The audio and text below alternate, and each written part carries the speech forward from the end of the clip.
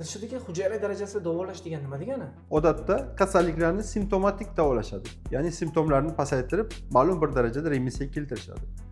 Men sizga hozir hujayra darajasida davolash qanaqa bo'lishini doskada chizib ko'rsataman. Biz bilamizki, butun inson organizmi hujayralardan tashkil topgan. Umumiy oladigan bo'lsak, sog'lom hujayralar mana shu tartibda joylashgan bo'ladi. Bu qalqonsimon bez bo'ladimi, yurak bo'ladimi, buyrak bo'ladimi? Ya'ni tirosit, kardiomiyosit deymiz. Ya'ni o'zini funksiyasini normada mana shunaqa tartibda bajaradi. Ko'ryapmiz, hujayra orasida bo'shliq. Buni nomi hujayralar aro bo'shliq deydi. Interstitsiya deydi meditsina tilida. Bu o'z faoliyatini boshlagandan keyin modda almashuv mahsulotini interstitsiya, ya'ni hujayralar aro bo'shliqqa chiqarib turadi. Bu o'z navbatida kapillyarlarga tushib, qon tomirga o'tadi.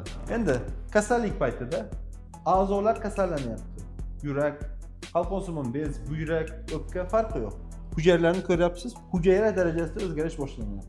Surunkali yallig'lanish paytida hujayralar aro bo'shliq bekilib qolyapti. Ya'ni interstitsiya o'zi yo'q. Bu o'z navbatida hujayralar o'zini faoliyatini chiqargandan keyin yana qaytib modda almashuv mahsuloti qaytib ichkariga kirishga sabab bo'ladi. Bu nimaga olib keladi? Bu hujayraning ichidagi protoplazma deymiz. Protoplazmaning ifloslanishiga olib keladi.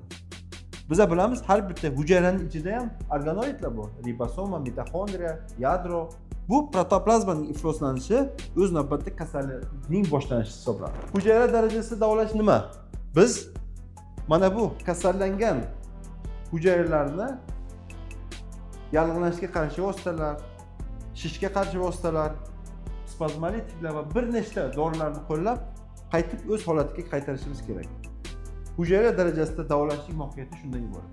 Agarda siz ham uzoq yillardan buyon surunkali kasalliklardan aziyat chekib kelayotgan bo'lsangiz, bizning Inject Medical Center klinikamizga murojaat qiling, biz sizga yordam beramiz. Har doim sog'lom bo'lib yurishni xohlasangiz, sahifamga obuna bo'ling, siz uchun foydali ma'lumotlarni bo'lishib boraman.